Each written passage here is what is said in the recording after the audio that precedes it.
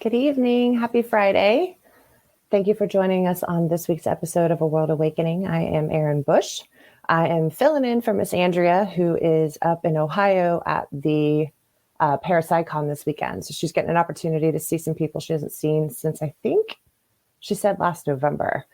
So she asked me to kind of hop in and fill in while she's enjoying her friends up there. And so in thinking about who I wanted to have this week, I immediately thought of my dear friend, Robin. One of the things I've learned in my almost 3 years on this journey is the importance of friendships. Now, I didn't really have a lot of female friends growing up. Most of the girlfriends I had were kind of at an arm's length, superficial level. But when you're going through such massive growth and change in your life on every level you could possibly think of, I learned real quick the importance of having people around you that are either on a similar path, understand what you're going through. And Robin was one that really showed me the importance of those friendships, especially on a female level. Robin and I actually met years ago. We both live in St. Augustine. She was friends with a friend of my husband's. And so she actually showed up at my house one night to, I think, watch football or something. But we were both in very different points in our lives back then. This was probably, I'm going to guess, I don't know, 8 years ago. No. Yeah. 7 or 8 years ago. I was either just getting sober or not quite sober yet. And still really kind of battling some pretty nasty stuff in my life as far as trauma and old chaos and things like that. And Robin was, going through her journey as well. So we saw each other that night. That was really it. And then fast forward to about, I don't know, October of 2019 or so, we fell back into each other's lives again. And Robin has taught me that it's okay to be silly. Her energy is, you're going to see it in a few minutes here, but she's super high vibrational. She's very funny. She loves to dance. And she really just lays the truth out of her process, what this journey looks like for her. She's a gifted healer. She is absolutely incredible when it comes to the skill of natal chart readings, astrology, tarot card readings, and she's just generally magical. And I'm honored to call her one of my closest friends. And so without further ado, I'd like to bring on Miss Robin Wilt. Oh, you're going to make me cry with all of that. It's so beautiful. Well, Yeah. It's nice to see you. Welcome. You too. Okay, so I should have asked you this before we started, but usually with Erin and I, when conversation flows, the cuss words come out. Like, are we censored on here? No, we're typically okay. Because I almost said I started to cry like a vagina. And then I was like, oh my God, if I say that, am I going to get in trouble? Yeah, the 4-letter words, I think we're okay. I think we're good on those. Yeah. Okay. So welcome. Thank you. I'm so excited to be here. It was such a blessing to get dropped back into your life. And especially in the dynamic that we were in, it was like a healing group too. So it was, it was bringing up all of those issues that we both had around women and being friends with women and betrayal and jealousy and all the things that, that we encounter in life as women. Because it is, it's part of our journey here. Yeah. The sister wound is the thing. I mean, we have both struggled with that a little bit. And I think, it's important and whether it's male or female, obviously the female dynamic is a much bigger discussion than probably 2 hours warrants. But at the same time, it's important to note, I think, because I look at where we were when we first met all those years ago. It was kind of like ships in the night, right?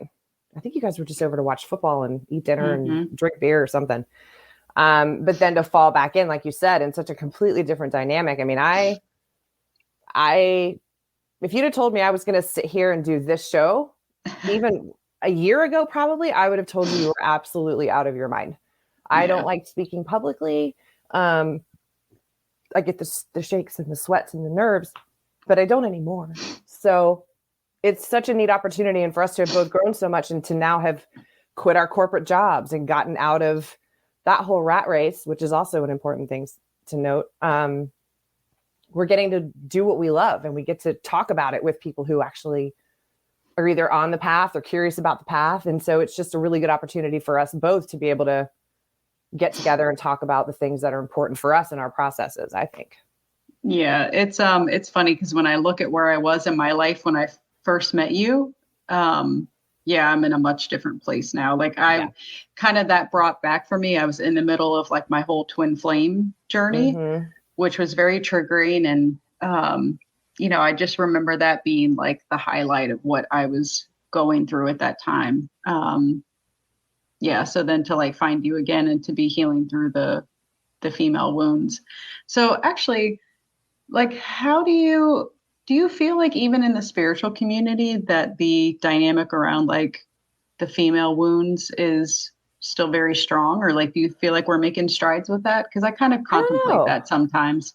I don't know. I don't, I think for both of us, it's what do we put out in the universe anyway, energetically, right? So you and I've spent a lot of time both focusing on healing those things for ourselves. So I don't know that if I see it quite as much, but I'm also, I guess, not looking for it, or it's not Mm, my like first go-to if I meet somebody new, right? I don't know about how that is for you specifically, especially because you're so magnetic and you just draw people in, and like you know, you're a lot more out there on social media and doing, you just do some really fun stuff. So you've, I think, come a lot further with it, those kinds of wounds that I have. So I've learned a lot from you in that space.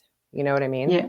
Thank you. It's funny because I'm one of 6 kids and Right. I always have to count. I have 4 sisters. Mm-hmm. So yeah, the lady wound was a big one for me. I still feel it come up in the spiritual community sometimes, and I think Yeah. it's right. It's hard for me there because I almost expect for people to be like at a different level energetically, but right, we're still human beings. We're still working through all of this stuff. I know for me, like jealousy has been a hard one, like Yeah. my entire life, no matter which no matter where it was stemming from. Like when I was younger, it had a lot to do with like body image and, I wasn't Right. pretty enough. I wasn't thin enough. And now that I'm, kind of on my path as a healer, very driven and we like to succeed and we, Type we want to A. do all the things. Yeah. Like, what's two type A females didn't plan? We were like, we'll just intuitively go with this. Spirit's going to guide us along. We're not going to take any notes. But ego somewhere in the back is like, you want to take notes. Where's your pen? Where's your notepad? You need to take notes. And you have to just let it go. And I think it can be similar with our thoughts of jealousy is always a component, right? That comes up, I think, probably. And I love that you hit that because I don't think people talk about that enough, Yeah. right? But I think you also have a difference between like jealousy and envy. Like there's different things. I think a lot of times the things that we're jealous of are things that we're like you're happy for them and you don't wish that they weren't doing anything else, right? Like you don't wish them ill will. So I think there's different layers of that too. But I think in the spiritual community with especially trying to be high vibrational, we can only meet us, or people can only meet us where they are, right? So if we're constantly trying to raise ours and they're still kind of it's sort of in balance still. Do you think that that's hard as a healer to find the balance? Thank you. That's a good question. I think for me, sometimes it can be because, and it's something I've really worked on because I used to really judge. Yeah.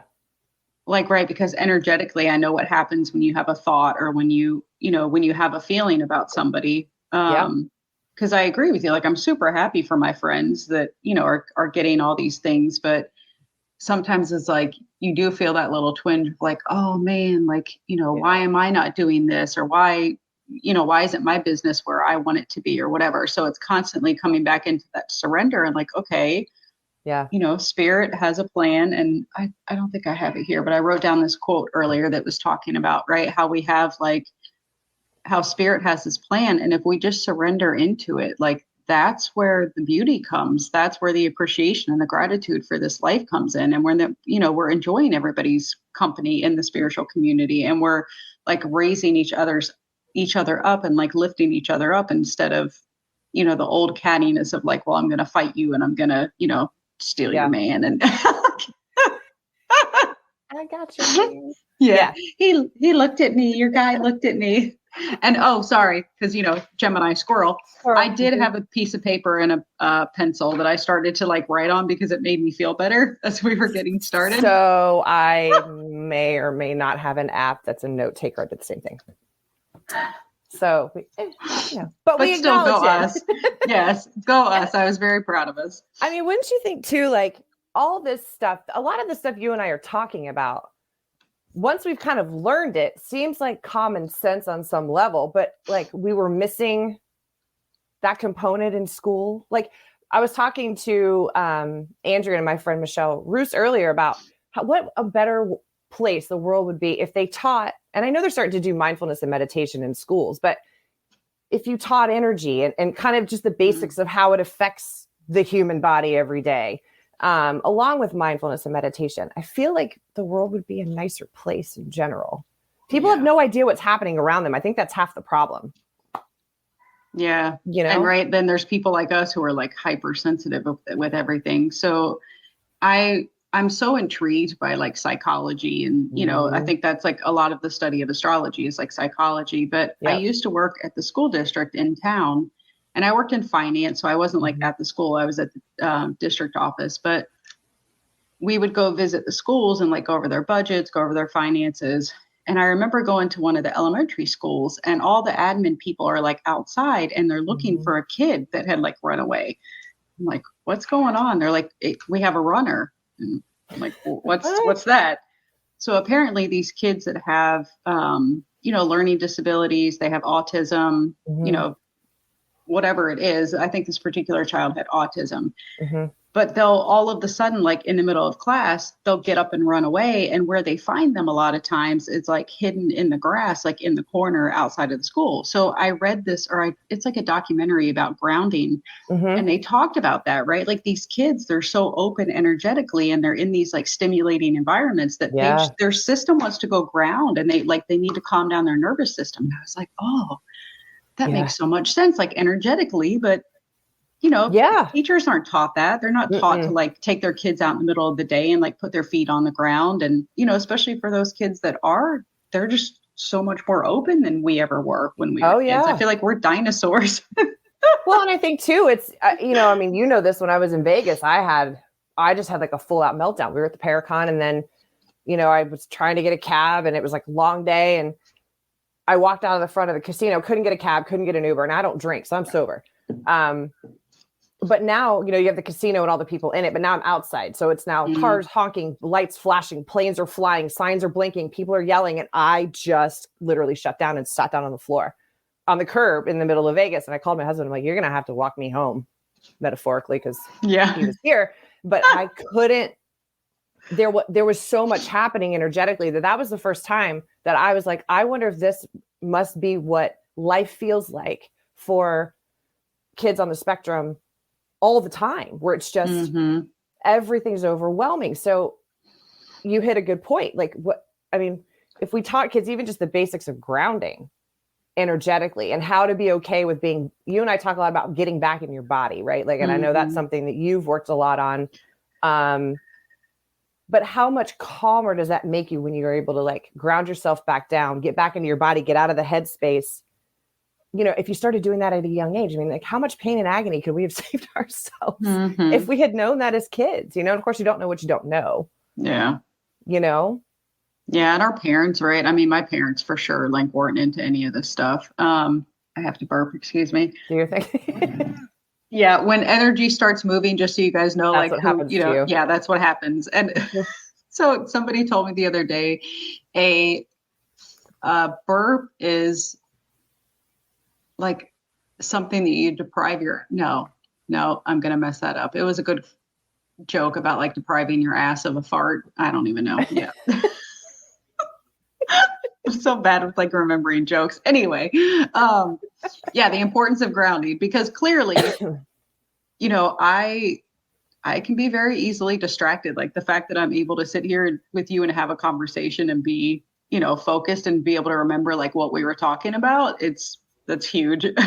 For both of us. That's why I told Phil, you don't know what's necessarily coming. And it wasn't because, it could just go off the rails completely, But I think, we've both learned so much and our modalities of doing, we both are into like some of the similar things, but our practices are very different. So in the spirit of talking about grounding and being in your body, give everybody who's watching kind of a rundown, your specialties, what your favorite things are, like what makes your heart tick.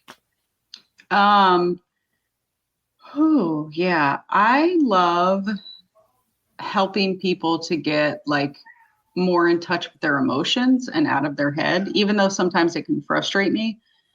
I think just because that was such a huge part of my journey. So like, I love my mentor. My first mentor was amazing. But what was challenging for me is that he would constantly tell me, get out of your head, get out of your head, get out of your head. But we all know how that works, right? If you're telling somebody, get out of your head, get out of your head, like you're just reinforcing the behavior. Yeah. And I'm getting frustrated and I'm like, oh my God, I need to get out of my head. Oh my God. So I think that I end up helping people a lot with that, a lot of like connecting with their inner child, because as much as I've allowed my goofiness to come forward now, when I was younger, I was like the super responsible kid. I had a friend that used to say that I popped out of the womb responsible. So like me embracing, my joyful, like playful side has been a process. I remember the first time somebody in a reading told me like, you need to play and have fun. It gave me anxiety. I was like, I don't know how to have fun. Like, do I work? Is that what I do? Right. Yeah. That inner child thing. I didn't know about that either. And you were the person that was like, oh, silly's okay. Mm-hmm. And I think that like I often tell my clients to go subscribe to you on Instagram, because I'm like, this is what fun looks like. This is, like, because it's a similar message, but it's a different methodology, and you're as real as they get on your stuff. I mean, like there's no filter, there's no nothing. So you're so grounded, but then and I think what's fascinating, like when you did my natal chart, my head exploded because I admittedly don't know a whole lot. All the things I've learned about astrology, I've learned from Robin. What would Robin do? So I think too, that's also such a huge part of your practice. And I think a lot of times people only associate astrology with horoscopes, and that's it. They don't understand that it's planetary alignments and the retrograde hell that we're in now until June 3rd, which can't end fast enough. That those are all things that go into a natal chart. And like, I know when you went through and did mine, my head exploded because I was like, she's right. It's right. Crazy.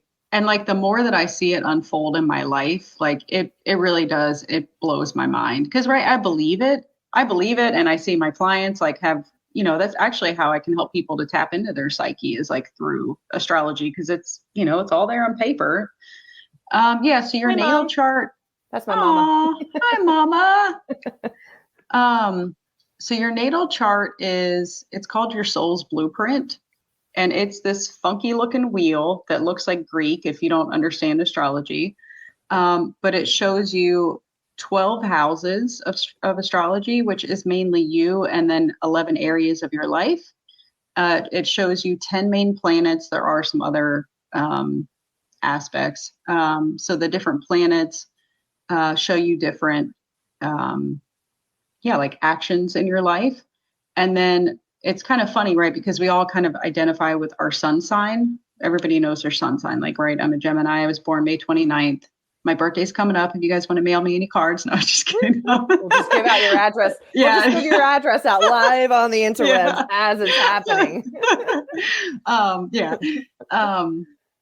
So, right, people can say like, oh, you're a Gemini, you do this, you do that. But we all have 12 signs within us. So it shows you like where those 12 signs, like what area of your life those different energies come out into.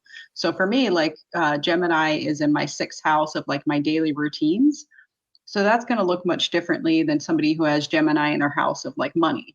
And the other cool thing that I learned that like blew my mind is that, again, because I didn't really step into my fun Gemini energy until I got older, is because your rising sign is actually like, your rising sign can kind of show you who you are, like the beginning part of your life and who society and your family expects you to be.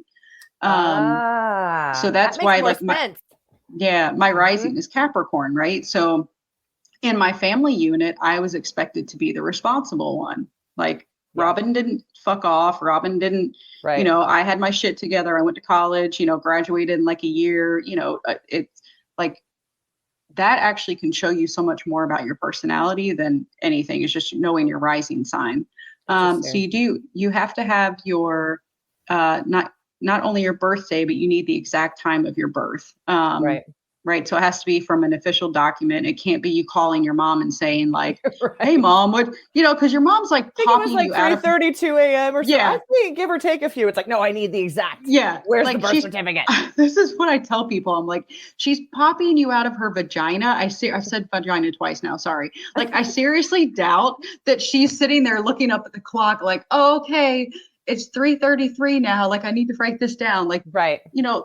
Moms, they have other shit going on when they're giving birth. So it has to be from an official document. There are people who can rectify your chart. That is not something that I know or that I even want to delve into, because it's almost like backtracking. Oh. Yeah. Like, so you have to give them a bunch of information about like, what dates you were married, what dates you went to college, like, and they have to get the chart to like fit all of that. It's weird. I don't know. Wow. Enough about it to like talk about it, but even just thinking about it makes my head hurt. I'm like, yeah, that's not my thing. Yeah. So, but yeah, your soul's blueprint, and it can tell you. So not only does it tell you like how you're wired just off the bat from birth, but it also tells you, right? So Aaron was talking about the retrogrades that are happening right now. It's coming through. Well, we knew this was going to happen. There's Julian Jenkins is the same way. He has the same, it's a GI thing that happens when spirit comes through. He's the same way. And I kind of forgot until I was like, oh, we're doing this. So with the transit, like with the transiting stuff, which is what's happening like out in the sky right now, it activates certain points in your birth chart. Again, it's going to hit different areas of your life. So right now I have a lot of people coming to me that have a lot of strong Scorpio placements, because the nodes are being activated right now in Taurus and Scorpio. And those are a lot about like our destiny and our past lives and like where we've been. So yeah, it's a lot of information. It's like, I literally could talk to somebody about their chart for years and years and years and probably not hit everything. Like, because you came with a full page of notes typed. Yeah. To the meeting that we had. But it explains a lot. We went, well, it's one of the 8 million times we went. We have a local coffee shop here in St. Augustine called the Kookaburra. And there's like 6 locations and we're there a lot. So the Kook is what we call it. So we go to pick your Kook location here, but I think we were there for, 2 hours. You had the chart, and then you had like literally a page or a page and a half handwritten or like typed out notes. And then reading it, it was astounding because it's not something, we know how things resonate or don't, right? And I did a tarot class once, and I think it's neat, but it's just that my brain just can't, it doesn't compute with tarot and astrology. But I learned so much from that. And I think that's such a basic, important, well, it's not basic, it's a huge amount of information that helps so much to let you understand either like you said, how you were kind of initially growing up, it just gives you a lot of different perspectives or things that are historical that you're like, holy shit. Like, I didn't even think that stuff, not that it's not real, but we all grew up with the hokey astrology, like, in, Teen Magazine or whatever, your favorite crush is going to call you in a week or whatever that stupid shit was. That was kind of like our intro to astrology, right? As kids, mine anyway. I don't know about you, but it was, it's so much deeper than that. And it's such a huge component of being able to get down to some of the nitty gritty of what you are. So she said, if you were born early or late, does that mess with your chart? Like based on what the doctor told you, like when you were going to be born, if that's what you mean, then no, it's the time that you were born is all that matters. Like, that's what the chart is based on. Yeah. That's a good point though. You do like if someone's, supposed to be born X date, but then they were born, be an interesting comparative, exhausting analysis, but it would be interesting. Yeah. Right.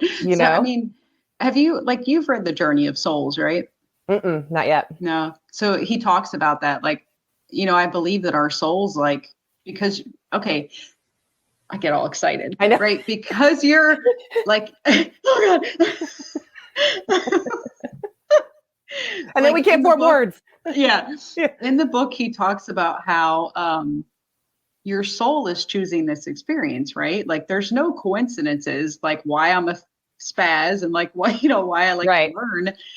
My soul chose this. So your soul chooses that exact moment to like come down into earth. So it's Right. all divinely led. It's all right. Your support team is like, they're probably up there like helping you. Okay, like dive down now. It's time to come out of the birth canal. Coming in hot. Right. Yeah. So that's another like random. Okay, so two random facts. When you know your rising sign, that's what you actually want to read your horoscope for. Okay. So, right, if your rising is Capricorn, read it for Capricorn. The other funny thing that I read the other day, right, because I'm Capricorn rising, so I like learn random facts about, but it actually said that Capricorn rising people, that they will fight like being born.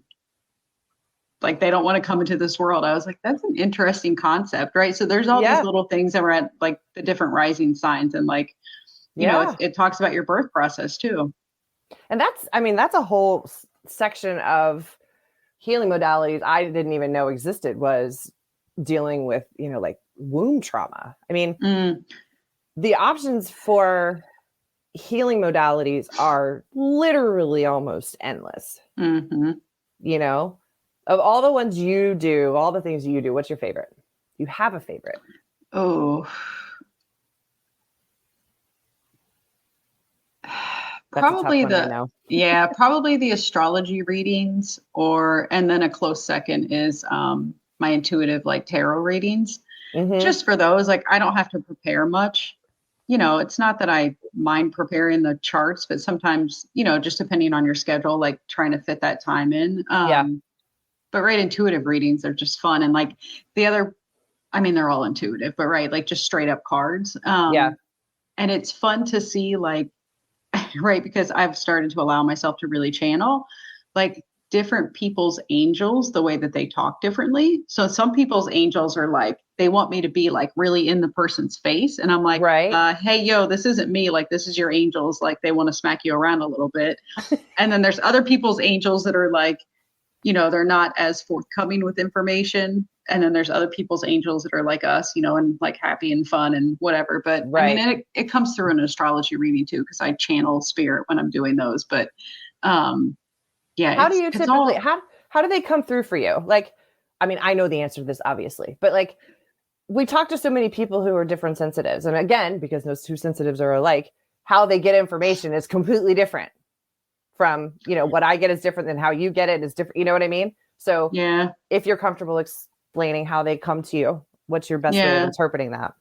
So every session that I do, I open the space and I call in like generally or in total, like I call in their higher self, their angels or guides, and sometimes I'm led to call in like specific energies. Mm-hmm. So sometimes I'll call in like planetary energy, like Jupiter, or sometimes I'll call in goddess energy. It's just that I kind of channel.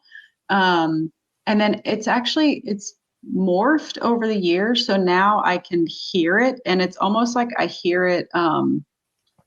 It's weird, like, right, so here's my brain, here's my awareness, and I almost hear them like outside a little bit of that, so I Uh-huh. can tell the difference. I'm like, oh, that's their angels. It's weird, like, yeah, it's a weird dynamic for sure, that I'm still kind of like, am I really here? Yep, I'm hearing this, like,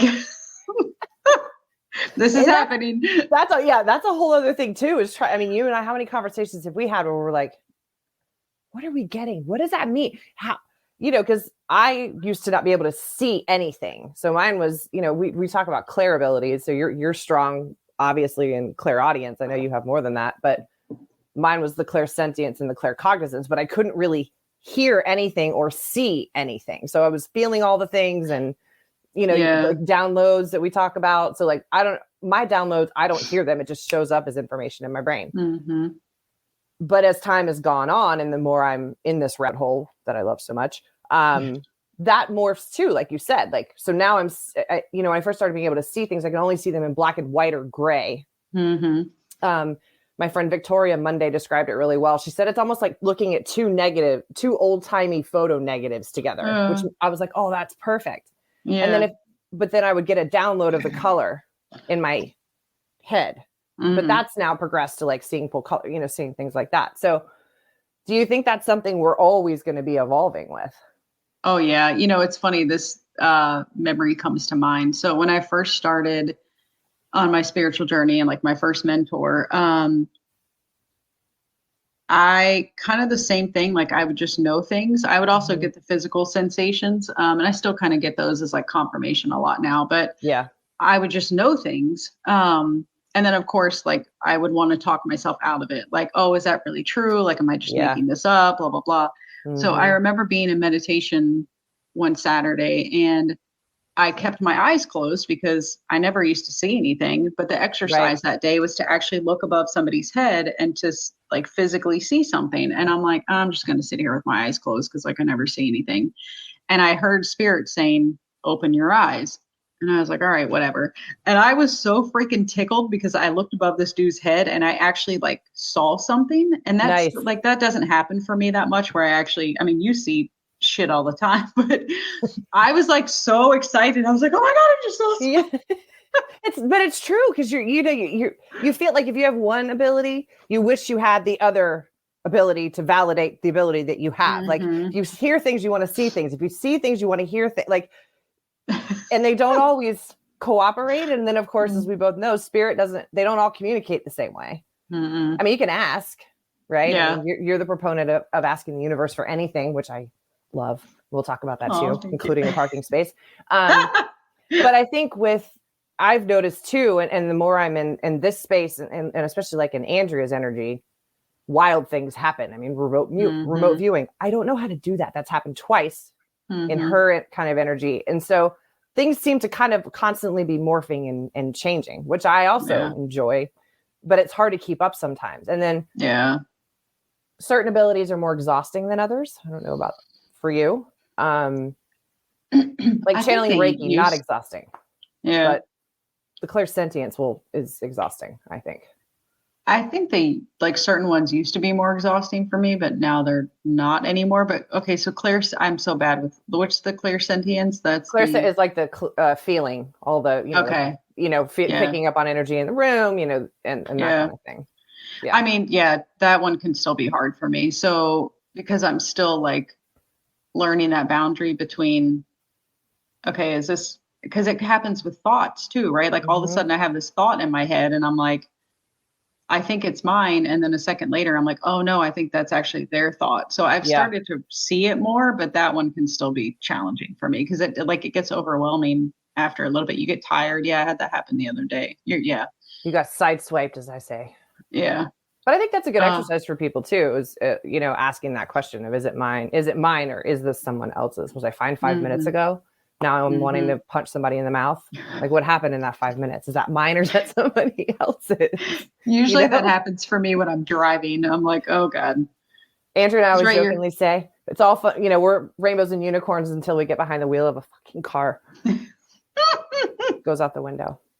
That and always things all weird things always happen if you and I are voice memoing. Oh yeah, Something weird always happens when we're in vehicles. that's true. I think the other thing that's helped me is to like not judge it as much, right? Because I think that's the other important thing for us to remember is like Mm-hmm. we're human beings. Like we're meant to have all the feelings. We're meant to have, to experience the anger and the judgment and the like all of the things. Right. But the fact that we judge it so much, like that's actually what causes more suffering and it causes it to stay longer is when we're like, oh, I don't want to feel this way. Like I'm spiritual. Like I shouldn't be feeling this way. Put it in its appropriate box and shove it in the closet of things we don't discuss. That closet. Yeah. Mm-hmm. Yeah. That's That's true, it. though.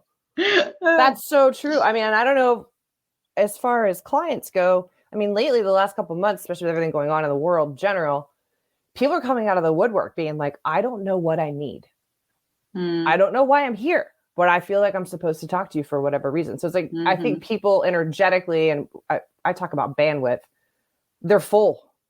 So like all the negativity is taken over everything. So no good can come in and nothing good can go out. So it's like Mm, they don't understand that they need like a full out energetic reset, whatever that looks like for them. mhm. And so I think for us, it's helping people get the right verbiage to assign words to the things that are happening in their feeling because you don't know what you don't know. Yeah. we're able to kind of give them some of those tools. You know what I mean? Hmm.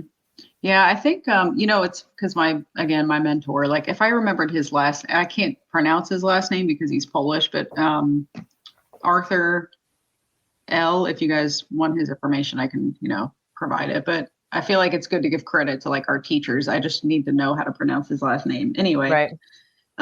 he told us that like our group that was meditating and doing healing, when I first started on the journey, he's like, you guys are getting ready. Like you're doing all of this healing to prepare for this wave of people that are going to need you. And yeah, Yeah. getting the chills. Yep. And at the time I was like, oh, whatever. But now I see it. I'm like, oh my God, it's so right. Like, I wouldn't have been able to hold space for people the way that I do Mm-mm. now if I was even where I was 6 months ago or a year ago. Like, I think Yep. leaving our corporate jobs too was like such an energetic upgrade. Yeah, I mean, you and I both have had pretty intense, stressful corporate jobs, or even if they're not corporate, just intensely stressful jobs because, again, kind of all live in a society where it's okay, you know, have a childhood, get married, go to college, get married, work, raise your kids, and then die. I mean, that's really kind of the society we live in. Success is measured in how much are you willing to kill yourself at your job instead of enjoying your life.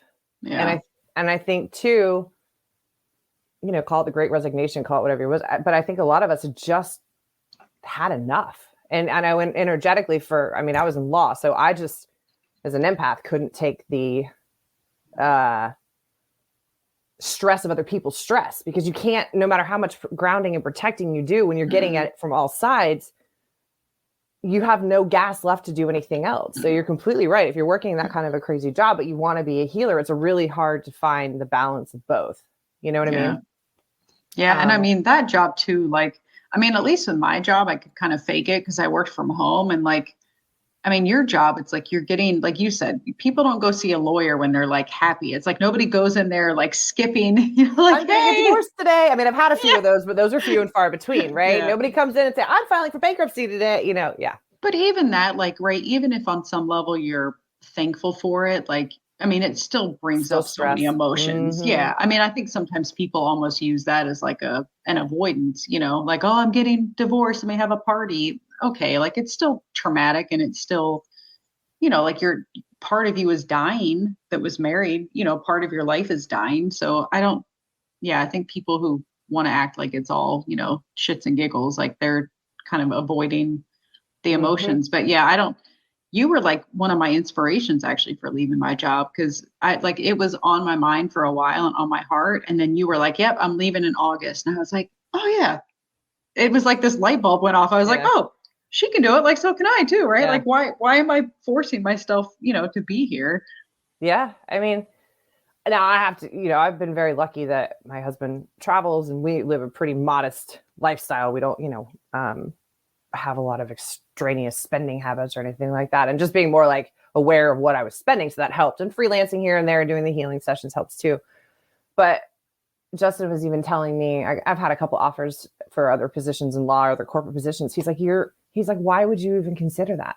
He's like, that's going against everything you've been talking about and learning in the last Mm-hmm. 3 years or whatever. And I'm like, he's so right. Yeah. And it's, I don't know about, did you work at a job where the phones rang all the time? No, no. Like I can't, having my ringer off is like part of my sanity check. I even turned it on Fair. airplane mode now because I can't I don't. So you had that at the law office, I, I'm sure. I didn't even think about that. all of the jobs, all of the jobs. And so I've learned I have this new Oh, aversion. We were watching something on HBO and the phone just kept ringing. And I'm just like, somebody answer the phone. right.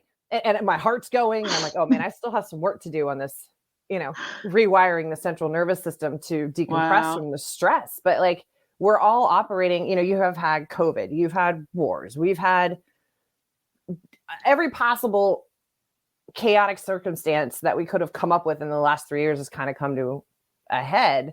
Yeah. And what are people supposed to do with that? And it's like you said, we had to figure out and kind of go through our own awakenings to do what we're doing now. We didn't see it then, but it's like, oh, okay, we have a much bigger purpose here.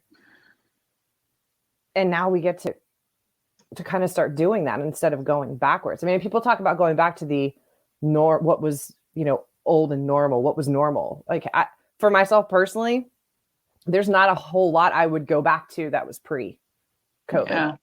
Other than obviously, death and sickness and all of those things. But I think it gave a lot of us a chance to really go within and keep doing that. I mean, that's how I ended up in the loom space. That was during COVID, was it not? It was right when all that was going on, because we didn't have anything else we could do. And I think for some people that worked out really great. Some people like myself, I loved it. I am now a self-imposed hermit. It is like an act of Congress to get me out of the house for anything.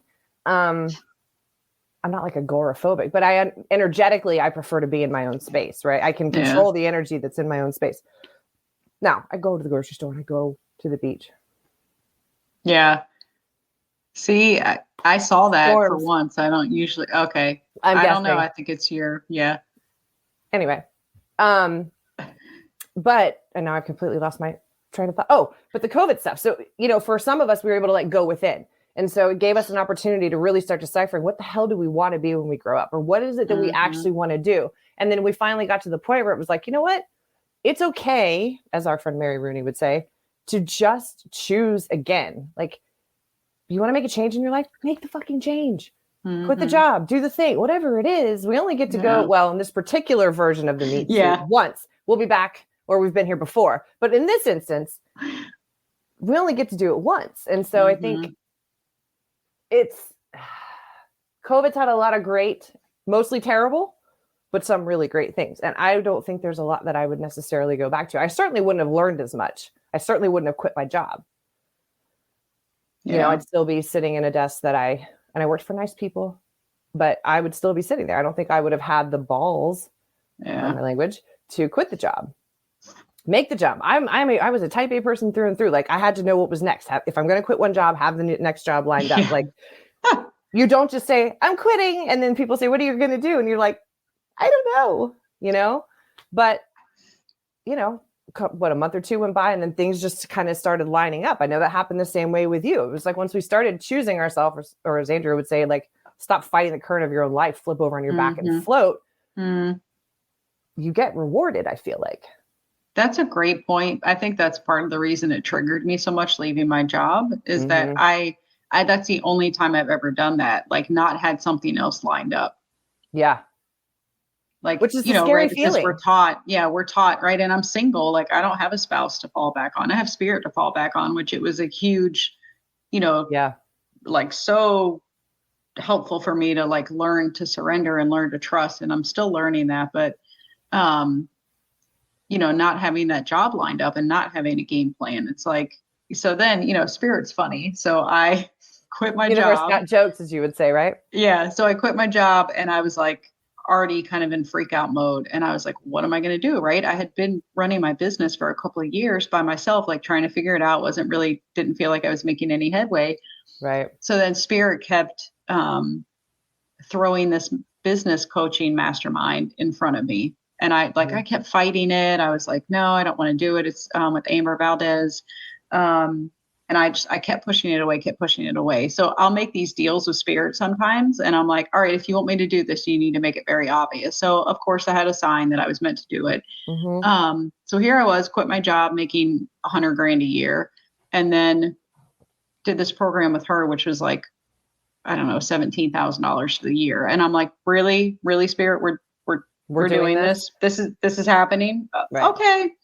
But it's taught me, right? Like, when we're, again, like you said, like, if we're just surrendering and we're trusting that, like, this is where I'm supposed to be, like, the money lined itself up, right? Like, I wasn't doing it. Spirit was doing it. I had to get out of my own way because, I cashed out retirement accounts. Like, things that we're taught that you don't ever do under any circumstance. You don't kill your retirement account. Like, you don't take it out, for anything. So yeah, it's been a wild ride for sure. But it's like, it has been. And I look back on things and I'm like, I don't think I would do anything necessarily differently. I've had all this time, especially now kind of falling in with with Andrea and the paranormal community, I've been learning like more things than I could have possibly ever thought of being able to learn. So I feel like I was talking to my mom, and she's like, look at it like you're in college. Like you're getting all these new skills that getting to play around on social media and design things for other people, or help design, help with events or whatever. Like I'm getting all these new experiences that I would never have had if I was still sitting in that damn chair in the law firm, banging my head against the wall every 5 minutes for 9 hours a day, And I think too, like when your system resets after you leave that environment, like I have it's almost like I value myself so much more now. Like, I mean, you talked about it with that little job that you had for a little bit. You're like, I'm not putting up with this shit. Like I know my worth. I know my value. I know how important my energy and my sovereignty is, which I hate that word, although I've started to use it. Like, right. You're my sovereignty. My sovereignty. I'm What's your tiara? That's what it always makes me think of.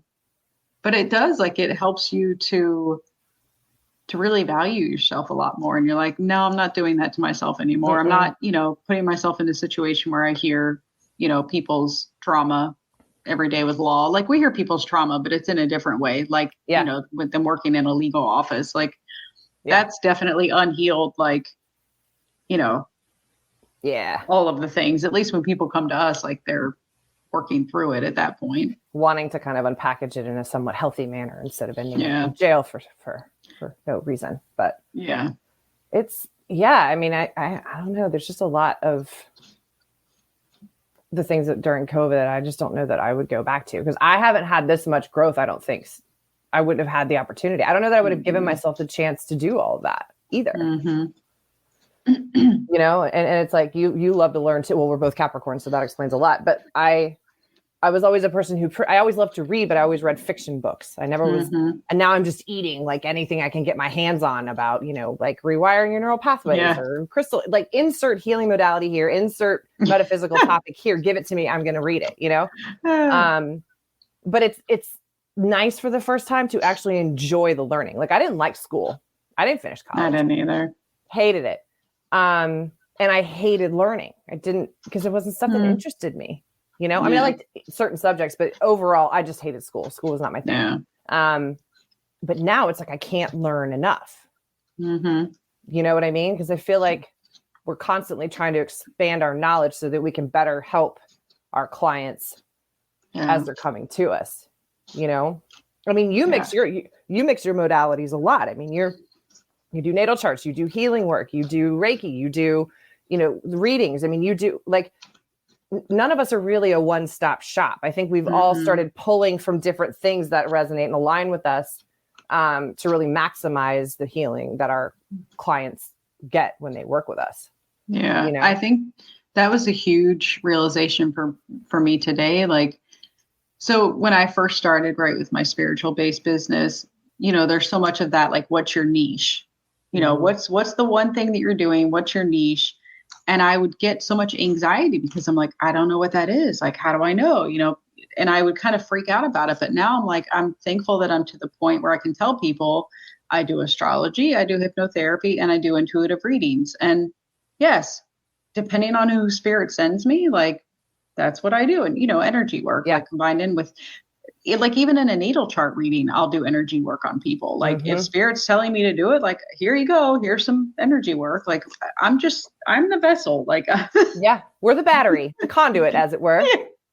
Gotta take good care of the conduit though. That's like, I've really been having that realization that like so much of our work is taking care of ourselves. And we don't learn that until we're also filled up with other people's stuff and it kind of knocks us off our feet. Unfortunately, we can't just be like, oh, I have a 10-minute meditation practice every day and I do this every day. It's not about doing anything every day, but we definitely tend to forget ourselves when we're doing so much with other people until we're like on the couch, we can't function anymore. You know what actually taught me the most about that, of like, having healthy boundaries, is I did a container with somebody and I was very happy with most of her services, but the problem came to when she was holding space for me. And I right, I've worked with a lot of people, like I've had healing with a lot of people, I've been coached by a lot of people, and I haven't had the breakdown like I had with her. But what came out like through conversation is that she was physically trying to process my shit for me instead Oh of allowing boy. spirit to do it.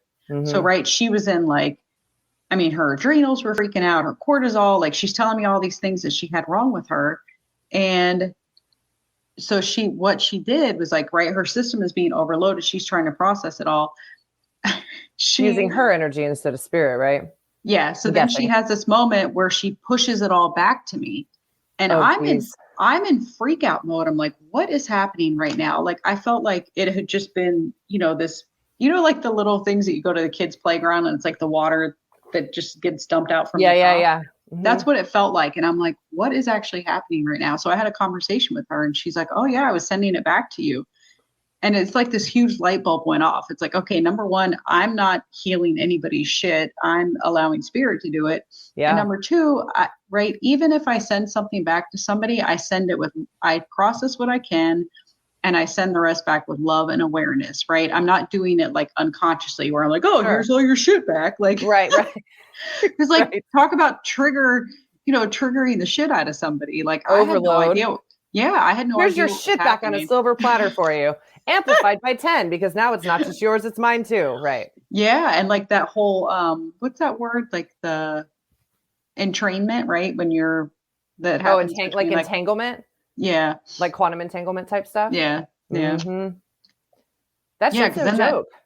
mm-mm, No, I think that too is, it's when we're working with clients in whatever modality we're doing, we're talking about grounding. And I think once people start doing it, that when they look back on where they were before, I mean, because shifts happen pretty quickly if you start doing that, at least the mm-hmm, grounding work, right? I think that's kind of the basis for me too. any of this stuff. People talk about meditation and people, but I feel like with grounding, because most people go into meditation with the expectation that you have to quiet your mind the minute you start doing it. I think that's the biggest misconception, right? I think Mm-hmm, you probably agree with that. So I yeah. started telling people to just sit quietly for a couple minutes, play music, Mm-hmm, whatever. Doesn't have to be, just practice sitting quietly and add more time. And eventually your pathways start to understand that now it's time to not think anymore, and you kind of will mm-hmm, automatically go there. But yeah. with grounding, I think it's easier for people because it's a tactile thing they can do. Like they can, Yeah, yeah. feel their feet in the earth. It's really like the biggest connection for people to be able to make to start doing this kind of stuff.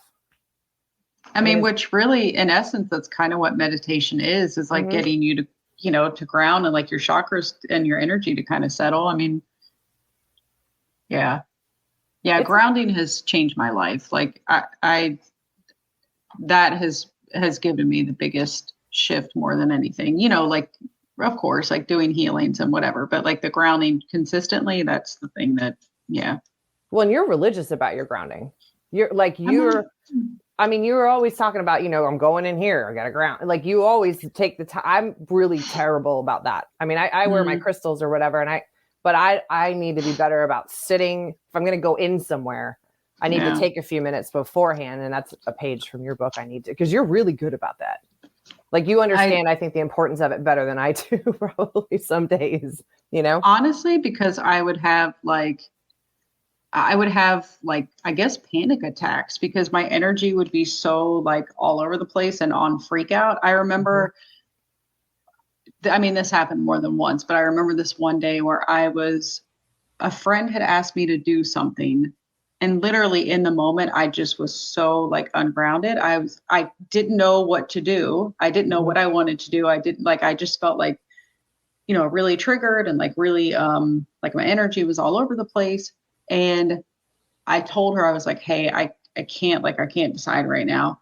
And I had to go sit somewhere and just like, I had a little breakdown. Mm-hmm. But I mean, I think it was enough of me like having those moments where I was in freak out mode. That yeah, I had to get better with it. And people like, of course, healers would help me with it, and Yeah. they would kind of reflect that back to me, like, hey, this isn't even your shit. Like your system's just on overload. Yeah. And I think a lot of it was trauma from my childhood. Like I had a Mm-hmm. very I guess volatile is the word. Like my Right. dad was an alcoholic, and there were 8 people in my family, so it's just a lot of energy all the time. Oh, what's our favorite way to ground? What's yours, Aaron? Mine is being at the beach. If I'm not at the beach and I'm in the car, I will put my feet in the grass or whatever. I don't even care if it's asphalt, and Mm-hmm. just visual. I always visualize energy actually like leaving my body, just draining out through my feet. Mm-hmm. And then crystals. I don't go anywhere without a stack of bracelets on because if I put them in my bra, I'll forget and I'll break them and they're not cheap. So I do Yeah. jewelry instead. How about you? So it's funny because right now I have a piece of obsidian underneath me and I have my feet on it. So, Is it your big um, one? Your big guy? no, he's outside. This is like the medium sized one. And then the other one is like walking on the ground barefoot too. Like if I go out into the woods, it's like God, I find so much clarity out in the woods. I find so much peace. Like I'll process emotions that I've kind of been, right, not aware of, or like things that I've picked up from other people. So yeah, getting my feet onto bare earth and yoga too, like movement for me can be Mm-hmm. really amazing. Like, cause I used to be so out of my body that anything that puts me back into my body, like exercise, riding my bike, my skateboard, like in between sessions, I'll try to like hop on the skateboard for a few minutes. And yeah, I need that physical movement for sure. Cause right, that's what happens when you're ungrounded is I think you explain it well, like you're kind of short circuiting Mm-hmm. all of this stuff. So it's like the energy is just, Right. Yeah. You're just full. But you talk a lot about that. I mean, you talk about the importance of, I mean, I've always like, if something bothers me, I've always been a handshaker. I didn't know that was, hmm some of us are naturally doing those things. But yeah. for you, a big one is dancing, which Oh my God. Yeah. I hope to one day be like able to just throw a video of myself dancing on the interwebs. But I think people don't realize too, you don't have to go and spend a bunch of money to learn how to ground. You don't have to go buy a ton of crystals. You don't have hmm to, you can just do things like you said, getting your body moving, like you said, biking, skating, dancing. You're always going to be the dancing queen to me. But, you know, I learned a lot about grounding from you from that because I don't think I Oh, really realized how disconnected I was from my own body. I was so yeah. up here because all this stuff was new to me. When you're hearing things and seeing things and all these things are happening, you're definitely not in your body. hmm And so you always have been so good about coming up with different ways to embody it and showing it to people. Yeah. You Well, know? again, I think, and this isn't like when I'm sharing this with you guys, like it's just an example of how we learn. Like my first mentor was amazing, like so Mm-hmm. many things I learned from him, but he didn't necessarily spend time on grounding because not everybody needed it. Like Right. I was the oddball. I needed it more. So again, like I remember kind of having these freakouts like early on. And I remember him telling me, like, go put your feet on like, go to the beach or whatever. Well, for Mm-hmm. me, like, you just telling me to go to the beach, like that, I need to understand it to a certain Yes. extent. Like, I need to know what's happening. Right. You're giving me A. I'm at A. You're giving me Z. I need to know all the stuff in the middle. Yeah. Yeah. And not even like super in detail. Right. But I need to know, Right. like, okay, you're feeling this way because your energy is, you're getting lots of energy here. It needs to run through your body. Like, and the Mm-hmm. quickest way to do that is to either be in your physical body or put your feet on the ground or whatever. Like I needed that explanation. Yes. Um, so I mean, it was just I learned it from other healers and like kind of figuring shit out on my own, like noticing, oh my God, like when I go out into the woods, I feel so much better. Like I feel Yeah. lighter. I feel like I'm not carrying the weight of the world on my shoulders anymore. Yes. Yeah, it's a process for sure. Well, and it is, and until people, I think for some people too, it's hard because we can explain it all day, right? And we can talk about the benefits of it, but until people try it for themselves, um, and I think even just trying it once or twice, you still get that immediate effect. I mean, I know for us, the ocean, living by the beach is great because, I mean, you can't find more naturally ionized air in the world hmm that's clearer than that. Um, and the beach has always been kind of my mental health spot. I can even remember in college at Flagler, I would have a shitty day or something, and I would just find myself sitting next to the pier just to listen to the waves at night. I've done hmm that, and I didn't know anything about any of this shit, nothing about anything metaphysical. But I Yeah. think my body was already like, okay, this is a good place for you. Like, not, but again, like you said, I need to understand what's happening. Like, don't just tell me, okay, I'm coming to you because I'm feeling overwhelmed and stressed and sad and blah, blah, blah. And then don't just say, just go meditate. Tell me what the benefits are of these different things that we're teaching people. Yeah. I think people need buy-in. Like that's, right. We're busy. We have a lot of things that can distract us. So it's like, Yeah. if you're going to tell somebody to go spend, an hour a week, like being outside, and they're feeling depressed and they're sitting in their house and they're like on their phone because that's what our habits are. Like right. Sometimes we need that connection between, well, why am I doing that? Like, right. Yes. Why am I choosing to get up out of my house and like going to change my energy? Cause I think that's another huge one is like, yeah, it's just when you're in the same space for so long and your energy hasn't moved out of that space, right? Because if you're depressed, that's usually what ends up happening. You stay in the house, you don't kind of leave, you're in the same place, you're in the same clothes, you haven't showered.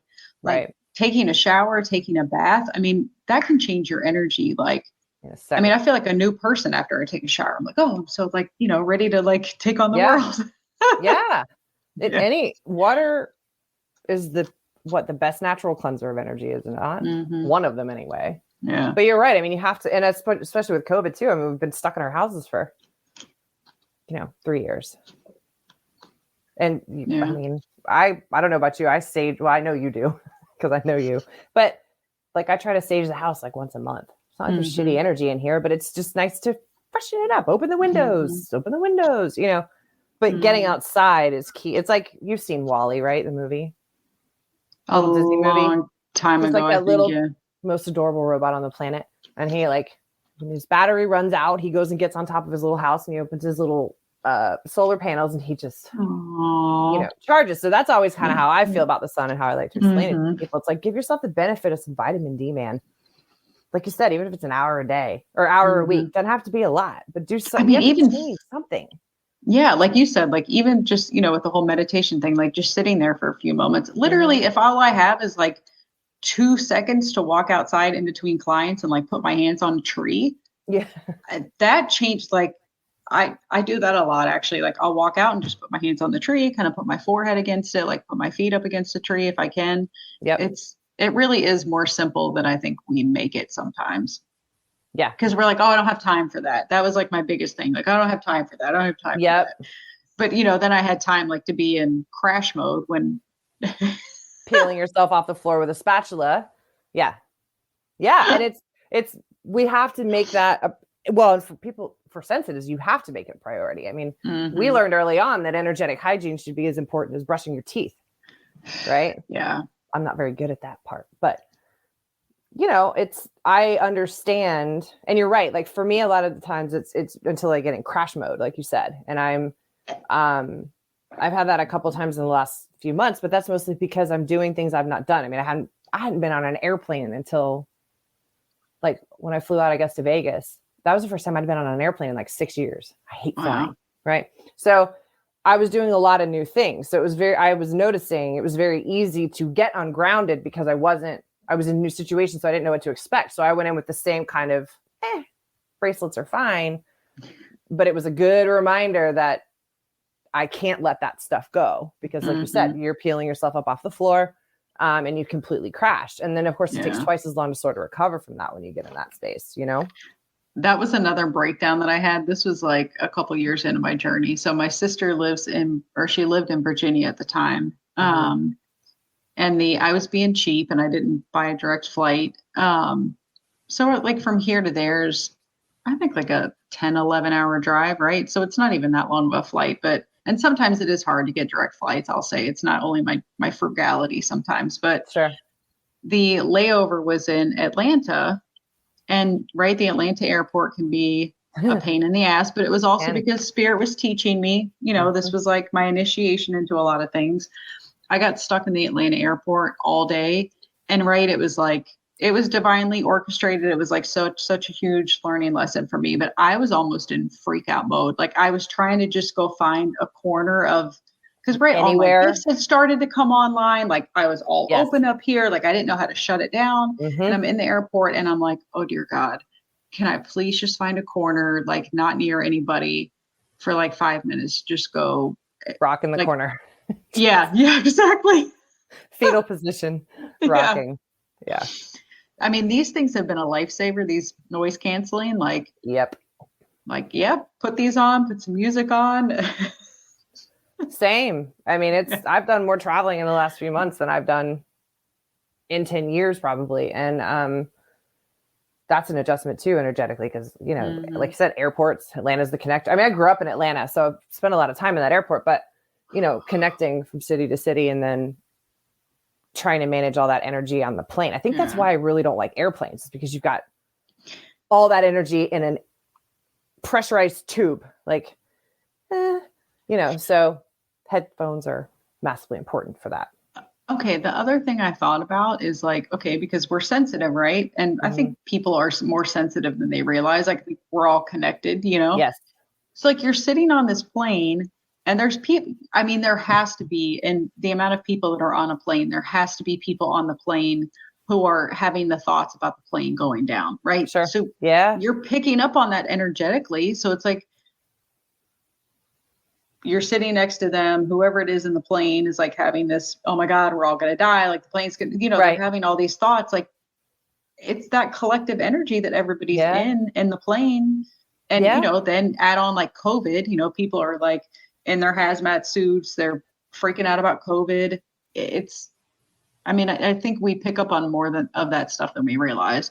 I completely agree with you. And I think too, with all the stuff going on, you've got people just acting completely out of character. I mean, and you could pick a lot of different scenarios, but people are completely acting out of character, doing dumb shit that they wouldn't normally do because they don't know what the hell's going on around them. And like the collective, I mean, I say that all the time. And some people look at me like I have 4 heads. And I'm like, dude, tell me you haven't felt like a 50-pound rock on your chest for the last 3 years. Mm-hmm. I know, especially like I had a really bad, retrograde was part of it. But then right before we went to the Keys, when the Roe v. Wade thing came out, that rock came right back, because then the collective panic, all of that, it was a very similar feeling when COVID kind of first started. And I feel like if people are just more aware of what's happening around them energetically, regardless of the situation, energetically, if they understood what was happening, they might be more inclined to be like, oh, all right, well, maybe I should go take a walk in the park or dance in the kitchen or whatever. You know what I mean? Which is why like astrology is so amazing. I can't tell you how many times that saved me to know like, okay, right now this is happening. Like this planet is in retrograde. Or for me, like your moon sign is also very important because your moon sign is like your intuition, your emotional body, right? And as an empath, as an intuitive, that's where you feel a lot of stuff, right? Is in your body. Yep. So knowing that for me was huge, but like, okay, so my moon is in Cancer, which is a water sign. Right. And the eclipse that we just had was in Scorpio, which is a water sign. So because of different components of my chart, because they're both water, Scorpio moons, like any aspect in a Scorpio sign can hit me harder. Yeah. So it's like, I know that I'm like, okay, the eclipse might be a little more challenging for me. Right. So it gives you this roadmap of understanding for yourself, because so often, like before I discovered astrology, I would be in breakdown mode. I'm like, oh my God, why am I feeling like this? I'm fine. But all of a sudden, I feel like I have this rock on my chest. I'm having these anxiety and like panic attacks, but having the awareness of astrology, it's like, oh, okay, this is just what's happening right now, right? We're being activated. This energy is coming through and it's going to pass. And, like you said, the, like Mercury retrograde is going to be over in, a couple of weeks. So not soon enough. Has it been hitting you? Retrograde is the only one that kicks my ass. Mercury only. And I think knowing that about myself, I usually will step up whatever cleansing and stuff just so that I'm energetically clear for the crash that I know is coming, which is fine. I don't fight it. It's okay. But I think with the eclipse and the moon, and it was like, I think I read somewhere, you probably know this better than I do, that they haven't had an alignment like this in like 76 years or something with Mercury and the moon, whatever. So I think it was worse than normal. I don't know if that's true, but yes, I had to cancel all my sessions last week. I couldn't. I'm one of those, I think you're the same way. I won't channel. I won't do Reiki if I'm not a good conduit. Nobody wants to run source energy through a gunked up battery. I mean, but yes, it knocked me on my ass. Yeah, for sure. Yeah. And honestly, I can't remember your chart right now off the top of my head. I can't either. Yeah. So if you have like, I'm going to not multitask because I almost took a peek at your chart, but I'm going to not do that. Do it. I don't care. That's fine. Let's see, because I want to see where you're. I mean, it helps people understand. So yeah, feel free to have Yeah. at whatever you All right, want. I let's think see. It'll only take me a second too. So take your search. time. Yes, because we're OCD and everything is saved in a folder with a name on it. Probably in a Exactly. subfolder of natal charts, which is a subfolder of astrology, which is. Yep. All right, let's see. Oh, and of course this would be because I like to play around with different things on my. Yeah, because you'd like the scenarios too, right? Oh my God. It's like this is how this is so bad. I will go back and look at like my ex-husband's chart sometimes, right? Because I was with him for 16 Yeah. years, right? Yeah. So like it helps me to learn, like to understand like different personality or different traits of his personality, and also like timing our lives or our relationship. It's good to have, to be able to have that point of reference. So let me see with yours. And I like when I have tried to stop doing this, but when I was first meeting people, I would kind of sneakily get their birth information and go look up their chart. And I'm like, I don't even want to know anymore. Like you need to get it past like 3 months for me if you're dating me, and then I'll look up your chart, but I'm not doing it like after I'm not putting that much anymore. investment into it. Yeah. Oh, okay. So all right. So Mercury rules Gemini and Virgo. Okay. So, right, we all have Gemini and Virgo in our charts, but if you have that in a sensitive point, the Mercury retrograde is going to affect you more. So, right, you could be a Capricorn and you're like, why is Mercury retrograde affecting me so much? Right. Okay, so for you, your 7th house of partnerships is Gemini. So it could affect your really close, intimate relationships. Right. And then it could also affect, so Virgo for you is in your 10th house of career. So yeah, like work related things, you could have a challenge with, technology and, speaking, which I think we're doing very well. Like we're yay, Mercury retrograde for holding up for us. So yeah, well, and we haven't Bill hasn't yelled at us for anything yet, so I think we're in good shape. Although Bill's so nice, I don't know that he would yell at us. We might get chastised, but I doubt that would have happened by now, I would think. Yeah, right. But the other cool thing, I just want to say one more thing about Mercury retrograde. Yeah. Is that this year, let me just see when. Okay, wait, so this year, I believe that all of the Mercury retrogrades will be in 2 signs. So, right, it started out in Gemini. Okay. And then it's going to move back into Taurus. So that might be mitigating like some of the energy for people too, right? So if you have like strong Gemini energy, it could be activating you when it's in Gemini. And then when you have strong Taurus energy, it could be, activating you more because it's like moving through both signs. Yeah. Normally it just stays in one, but a shitty double whammy. No, I'm just kidding. Yeah. It's funny because it's like you said, it's a roadmap though. And like you can prepare yourself if you know these things about yourself or somebody explains them to you. You're setting yourself up to be better grounded. I didn't mean to interrupt you. I'm sorry. No, you're fine. Don't interrupt me. I think that's like why we get along so well is because I don't know, we both like we get all excited about stuff, but then we always remember to like, oh, okay, like what were you saying? Because I got all excited, like for squirrel. We're a squirrel. Well, but I think for us, I think a lot of times we've talked about this at length. I love being in this community and especially in this circle with Andrea's friends. I've met so many. I mean, you've heard me talk about the amount of amazing people and the amount of girlfriends I've made in this space. Just to be able to be here and have this conversation with you and a platform that's pretty big. I think we're just helping people understand the importance of energy. And maybe like tonight, somebody will be like, oh, they'll get up tomorrow and think about things differently. Or like just trying to help people get a little bit bigger grasp on energy in our daily lives and how it affects us all the time, and how many different ways you can deal with it and manage it. I mean, healers are, I mean, like, we don't do the same. Nobody does everything the same way, like we talked about, you know? And so for you, like, for me, I find it like with grounding, giving people the tools to help them sort of explore their journey, which you do too. But then you also do the added step with the astrology and the natal charts. And like you said, it's literally like a roadmap. Either for historical stuff, like you said, I mean, even like ex-husbands or ex-relationships, you can find patterns, or you get almost more like situational awareness, I would think, around lots of different things if you take the time to understand what those charts look like.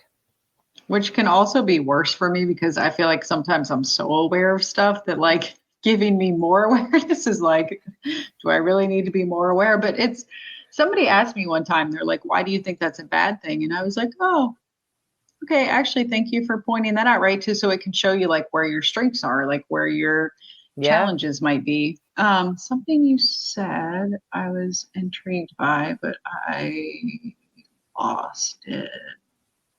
Probably because I interrupted you. No. Yeah, I don't know. It'll come to you. Yeah, or not. Or not. Either way. We'll wake up at like 4 o'clock in the morning and be like, oh, that was that thing I meant to tell her.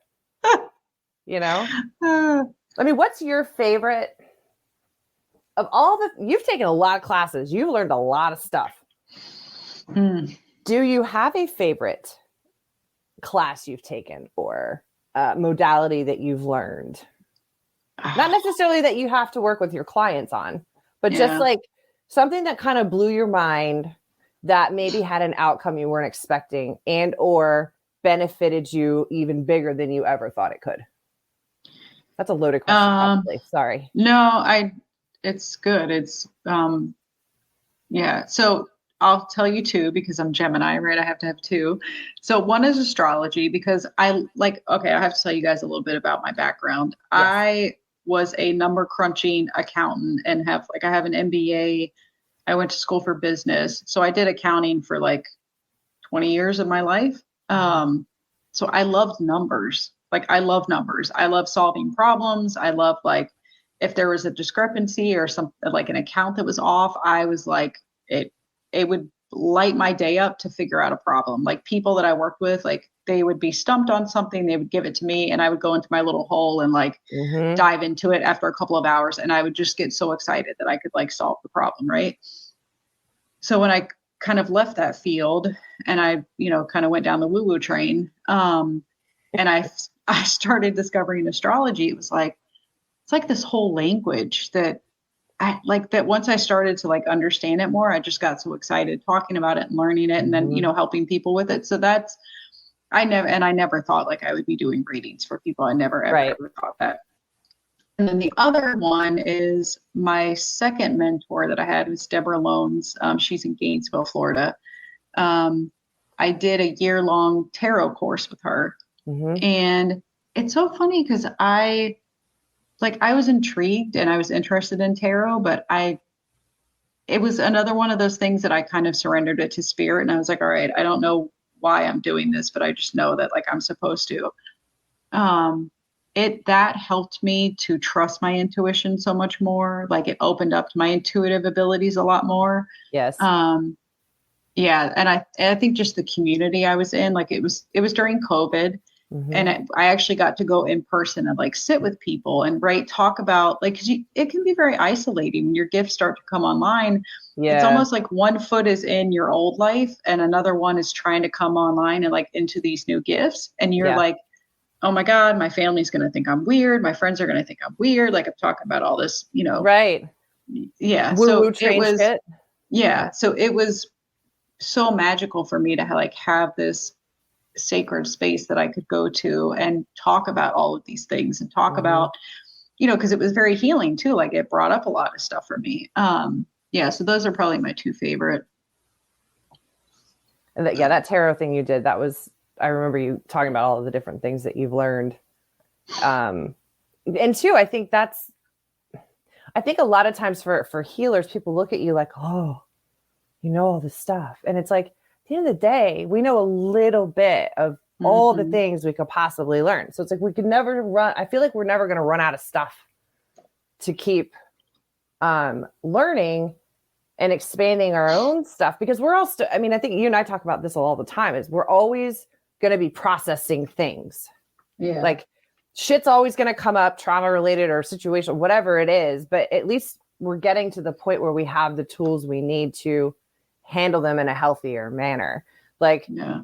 I know a big one for me is I was always in fight or flight mode. I didn't really freeze much. It was either fight or flight.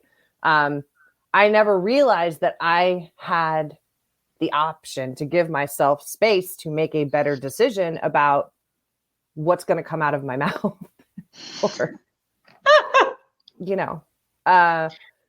because I was so, I don't know if it's corporate world or what. It was like, you always had to have an answer fast. Like, so I was always just answering and reacting instead of allowing myself a second to like step back and say, okay, I can either be a dick about this, or I can use the new tools I have. And, so it's like giving yourself the space to make a different decision or react a little bit differently, that I think a lot of times people don't realize that they have that space. We just live in a world where it's like, go faster, faster, faster. Give me the answer now. What's next? What's next? What's next? When we all really need to be like stepping back and being like, all right, is this a situation that actually affects me? Do I need to respond anger? Like, you just give yourself like a cushion almost in between yourself and that person or that situation to use the tools to choose differently. And I think that's where growth lives, right? That's where you start rewiring. You and I both love the neural pathway side of things and rewiring the brain, because we've had to do it ourselves. And I think too, we're always going to be doing that. We're always going to be learning something new.